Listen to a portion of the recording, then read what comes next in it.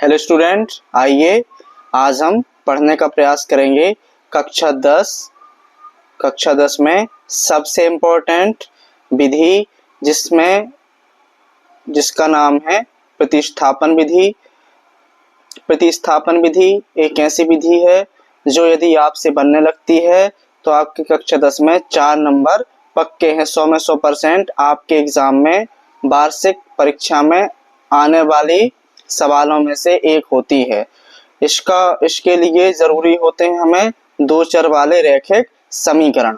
दो चर वाले रैखिक समीकरणों में मान निकालने के लिए किसका प्रयोग किया जाता है?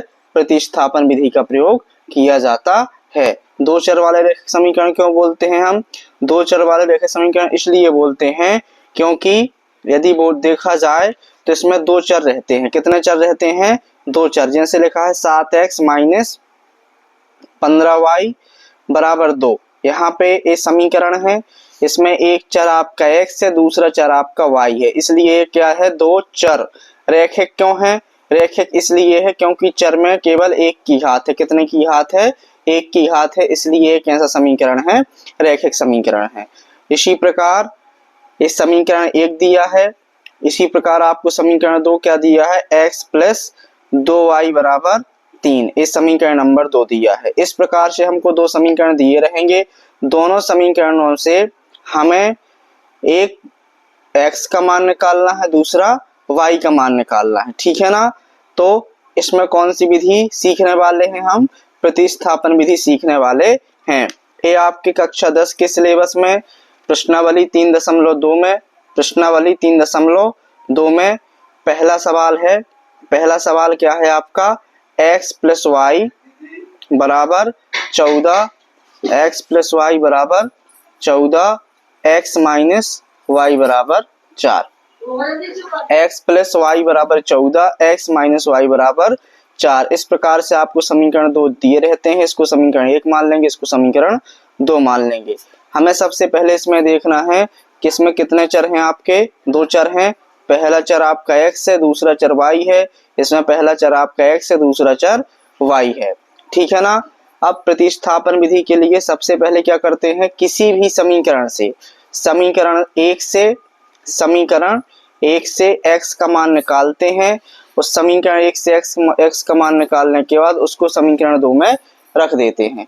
हमने क्या बोला कि मान निकालना है समीकरण 1 से, रखना है समीकरण 2 में। इस चीज का विशेष ध्यान रखना है कि हम जिससे मान निकालते हैं उसी में नहीं रखते हैं। तो समीकरण 1 क्या है आपका?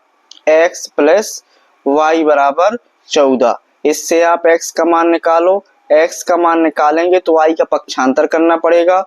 y का पक्षांतर करेंगे तो प्लस का y है, a इस साइड से इस साइड चला जाएगा। जिसका पक्षांतर करते हैं उसके चिन्ह क्या हो जाते हैं? बदल जाते हैं। यदि प्लस का है तो काय का हो जाएगा? माइनस का हो जाएगा। x अपनी जगह है, 14 अपनी जगह है। पक्षांतर y क्या हुआ? y प्लस का था, तो उस साइड गया तो काय का हो गया? माइनस का हो गया। इसको मान लेंगे समीकरण नंबर 3। हमने क्या बोला? समीकरण 1 से x का मान निकालना है। प्रतिस्थापन किसी के प्रति स्थापित करना, एक का मान निकाल करके दूसरे में रखना। समीकरण 1 से x का मान निकालते हैं और उसको समीकरण नंबर 2 में रख देते हैं। समीकरण 2 में हम रखेंगे, यहाँ पे लिखेंगे समीकरण 2 में x बराबर 14 माइनस वाई, x बराबर 14 माइनस वाई रखने पर, x बराबर 14 माइनस वाई रखने पर। समीकरण 2 में क्यों रख रहे? क्योंकि मान किससे निकाला था हमने? 1 से। जिससे मान निकालते हैं उसमें नहीं रखते हैं। मैं बार बार बोल रहा हूँ, जिससे मान निकालते हैं उसमें नहीं रखते हैं। मान उसमें रखना है जिससे आपने नहीं निकाला है। मतलब 1 से निकालने के बाद किस में रखेंगे? समीकरण 2 में। समीकरण 2 क्या है आपका? x माइनस वाई बराबर 4, उसको लिख लेते हैं। अब यहाँ पे x की जगह क्या लिखना है? 14 माइनस वाई। जहाँ x लिखा है वहां पे क्या लिख दो आप? 14 माइनस वाई लिख दिया। 14 माइनस वाई x की जगह आ गया और माइनस वाई अभी लिखा हुआ है, तो माइनस वाई बराबर कितना हो गया? 4 हो गया। यहाँ पे क्या हो गया? 14, ये माइनस वाई तो कितना हो जाएंगे? माइनस 2y बराबर कितना आ गया 4। मान निकालना हमको भैया y का, तो हमें क्या करना पड़ेगा 14 का पक्षांतर करेंगे। 14 का पक्षांतर करेंगे, 14 काय का है आपका 14 है आपका प्लस का, इस साइड जाएगा काय का हो जाएगा माइनस का हो जाएगा। फिर से -2y। अब एक संख्या धन की है, एक संख्या ऋण की है, दो संख्याओं के चिन्ह अलग अलग हैं। बड़ी संख्या में से छोटी संख्या घट जाएगी, चिन्ह आएगा बड़ी संख्या का मतलब माइनस का। 14 में से 4 जाए कितने बचेंगे 10 बचेंगे। ऋण ऋण से ऋण कट जाएंगे।